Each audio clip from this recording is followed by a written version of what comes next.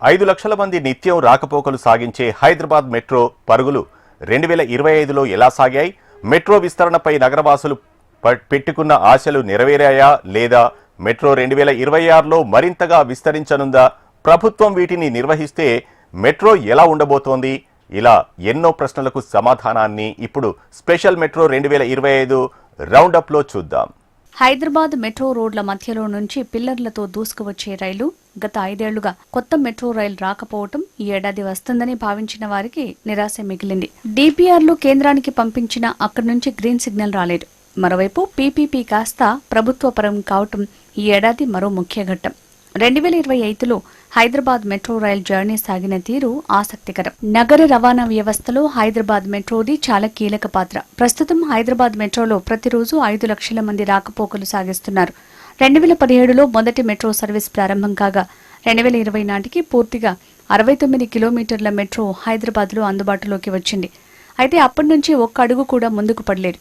అయితే 2025 సంవత్సరంలో మెట్రో 3 అడుగులు ముందుకి 6 అడుగులు వెనక్కి అన్న చందంగా తయారైంది. 2025లో హైదరాబాద్ మెట్రో రైల్ ఫేజ్ 2కి సంబంధించి డిపిఆర్లను పూర్తి స్థాయిలో సిద్ధం చేసింది.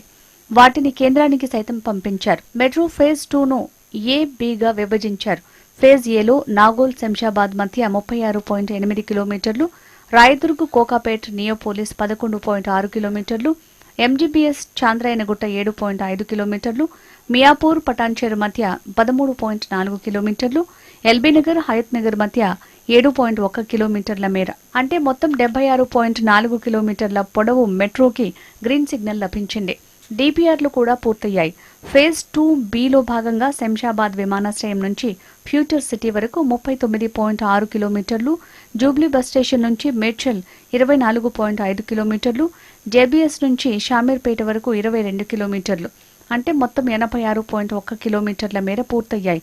ఈ రెండింటినీ కలిపి దాదాపు 53,000 కోట్ల రూపాయలు ఖర్చవుతున్నట్టు డిపిఆర్లు పొందుపరిచారు. వీటిని కేంద్రానికి పంపించారు. కానీ అక్కడి నుంచి ఈ ఏడాది ఎలాంటి గ్రీన్ సిగ్నల్ రాలేదు. దీంతో ఈ ఏడాది కూడా మెట్రోలో ఎలాంటి పురోగతి లేకుండా పోయింది.